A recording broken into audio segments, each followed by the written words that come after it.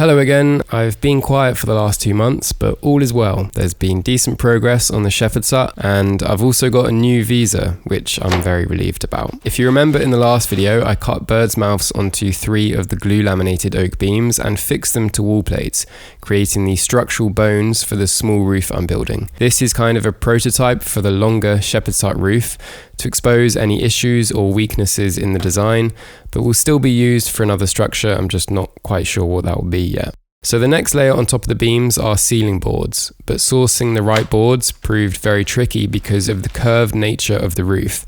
They have to be narrow enough and thin enough to fit around the 1732mm radius of these oak beams. Eventually I found these, 2.6 meters long, 90mm wide and only 10mm thick. They're butt and bead, tongue and groove jointed, but because they're only 10mm thick, as you can see, they're quite flimsy and some of the joints are already broken or split, which isn't a massive problem as the boards aren't structural, but I'm just not satisfied with them, and let's just say this is one of the wrinkles that needs ironing out for the main roof. The ceiling boards are more of a final fix item anyway, so don't need to be ready just yet. The next focus is actually the structure on top of the ceiling boards, which creates a void into which I can put insulation.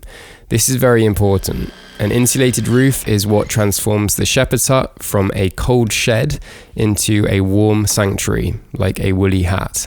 But it can't just simply sit on top of the oak beams. It also needs to overhang them to create eaves, which keeps rain away from the top of the walls.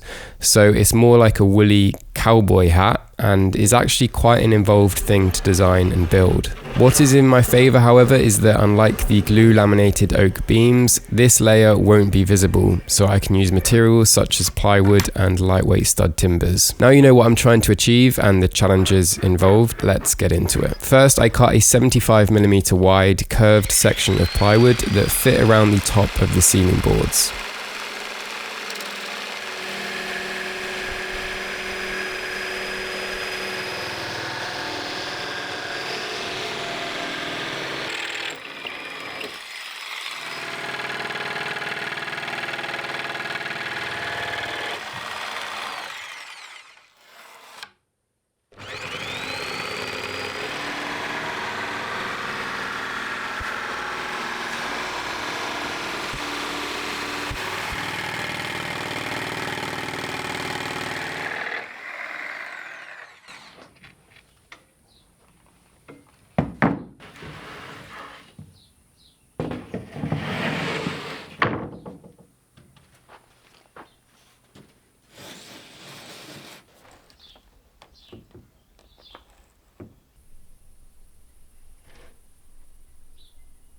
But because one sheet of plywood is too flimsy for this sort of thing, it needed doubling up from 18mm to 36mm.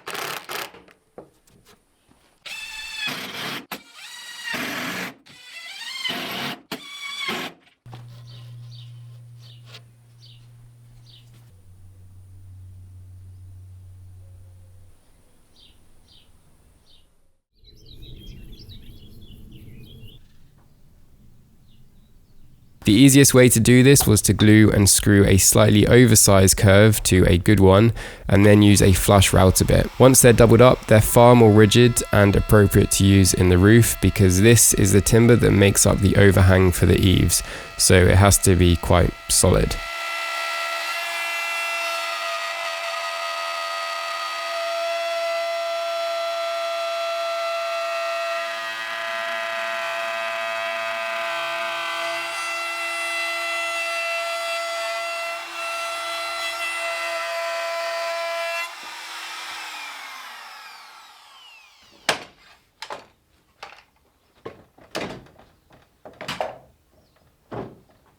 But as the lengths are so long and there's a lot of wastage, I was chomping through the plywood, which is expensive in France. So I started shortening the length on one side using offcuts to make up the rest of the distance. In normal roofing terms, you could consider these plywood curves to be the rafters. Next, I needed the timbers that support the rafters from beneath, the purlins. These have to span the full 2.6 meter length of the roof.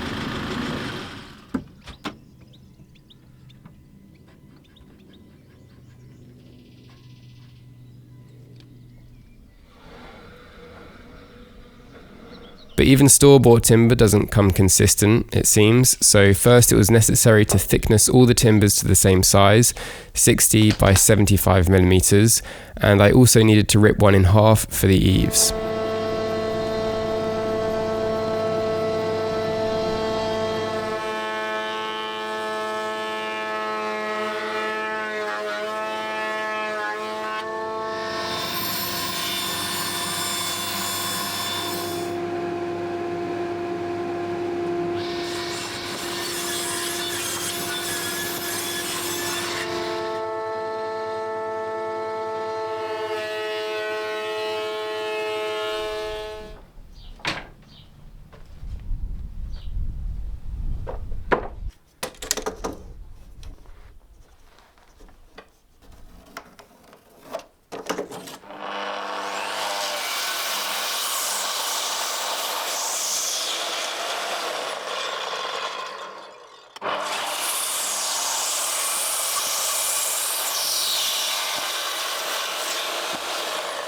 Once I had all the studs the same, I needed to get some measurements from the roof sheets. I bought these roof sheets in the UK because it was much cheaper than anywhere I could find in France or Spain, and drove them out myself way back in winter last year. Because to make the curved oak roof beams, I had to work backwards once I knew the true radius of the roof sheets. That trip was possibly the most dramatic 48 hours of my life, featuring straps ripped to shreds 15 minutes into the 700-mile journey, fixed with a cut-up tub of screen wash, a brutal assault on my little trailer by the UK's endemic potholes, shaking both mudguards loose, one of which is probably still at the side of some road, and culminating in the poor thing being tipped onto its arse at 40 miles an hour in the middle of Kent, smashing the lights and messing up the panels. And after barely making the ferry in time, then trying to restrap everything on the bottom deck as it cut through an incredibly choppy English channel, with passengers being sick left, right and centre. Thankfully, I had my brother as backup, and 2 lessons I've learned from these trips. You can never have enough straps, and if people are driving very far behind you, you should probably get out and check why. How can you lose a mudguard? It just fell off. How did you lose a mudguard? It just fell off. Yeah. While you were driving along. Well, if you look at that one, the holes have been enlarged so much by just vibrations that they're not really moving.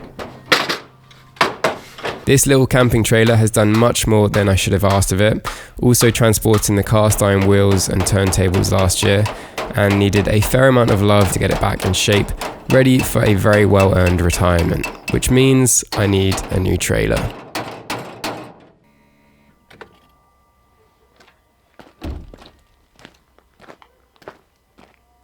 In total, I collected 10 roof sheets, 6 for the shepherd's hut roof, 1 for a wood store, and 3 for the smaller structure thing.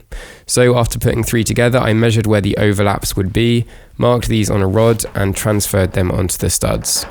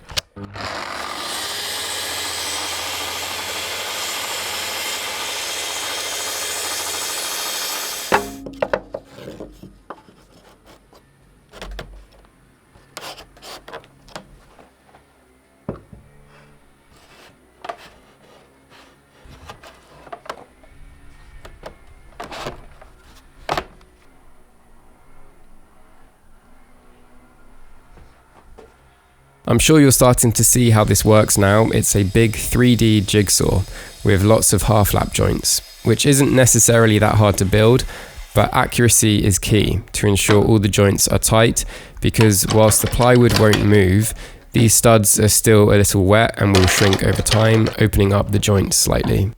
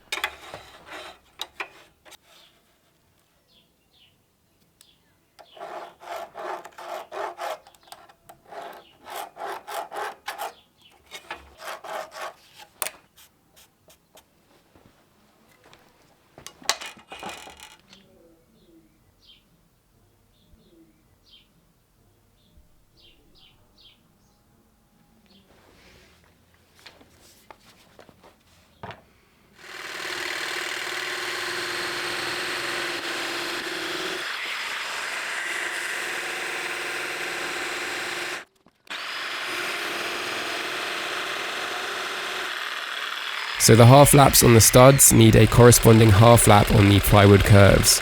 This makes the joints self-directing, which keeps everything square and is incredibly strong. There were 40 half lap joints to cut for this smaller roof, but the main roof needs 80. So it's a very slow process and requires a lot of attention to make sure none are sloppy and loose. This is why it was so important to thickness the studs to the same dimensions, so I knew these joints would fit around any of the studs.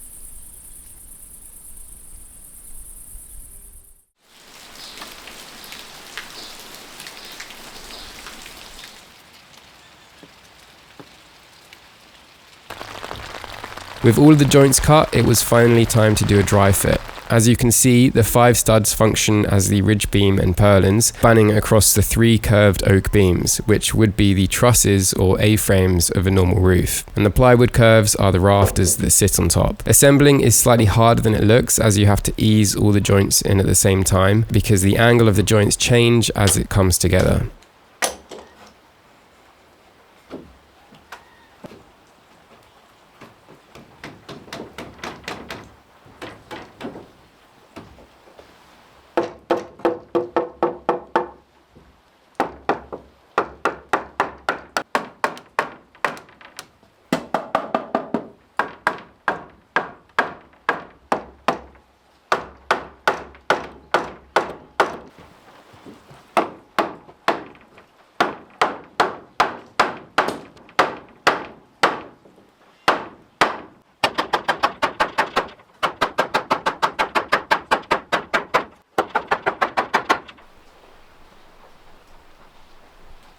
One of the most important features of this design is that it condenses the rafters and purlins into one layer instead of being one on top of the other, which means the roof is half the thickness, and furthermore will eventually allow me to screw the roof sheets directly into the purlin studs rather than the plywood rafters. It also makes it easy to cut insulation into these voids. Very simple now you see it all laid out like this, but as I've mentioned before, there's no manual on how to build a shepherd's hut, and it can be done many ways, but I'm pretty confident this roof design is hard to beat, and if I had a CNC machine, well, it would have been a doddle.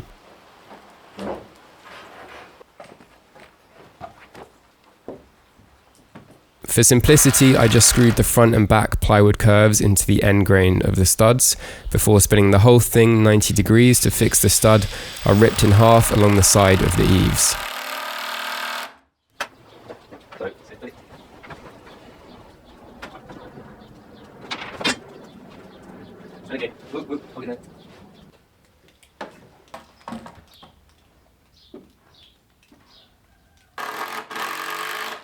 remember, you won't see any of this as the ceiling boards will be underneath, only the beautiful curved oak roof beams will be visible. The final thing was to lift the sheets on to see if I'd got all my radiuses correct.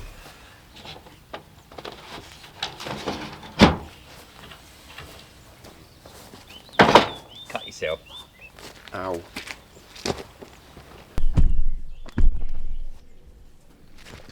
Where is it? That's not too bad.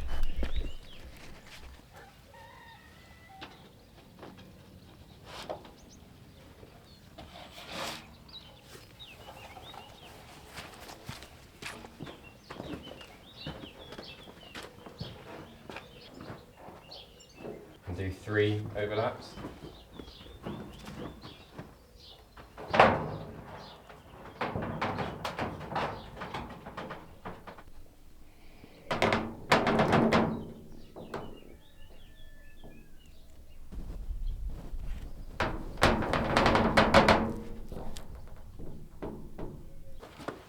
So this is it, a lightweight structure carcass that spans the full 2.6 meter length of the roof, overhanging at the front, back and sides, with a void to fit about 80 millimeters of wood fibre insulation into, or sheep's wool, which would be more appropriate, but I'm struggling to source it. So now I need to make the same thing, but more than twice the length at 5.8 meters long, and find a better alternative to those flimsy ceiling boards. And a quick announcement to say that I've received the next batch of chore jackets, version 3, improved and refined. Now in both the traditional workers Bugatti blue and a new colour, navy blue, of course.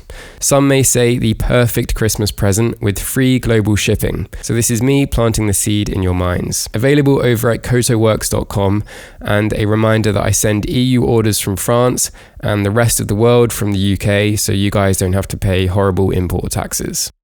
A few hours after dry fitting the roof, I was actually on another ferry back to the UK for a trip to collect more shepherd's hut materials, which you'll see in the next part, and further helps explain my absence from posting on here. But I have 3 more videos coming out over the next 4 weeks, and I don't want to get ahead of myself, but I've quietly set a challenge of getting the roof and walls installed on the chassis by Christmas. So let's see how that pans out. Thanks for watching.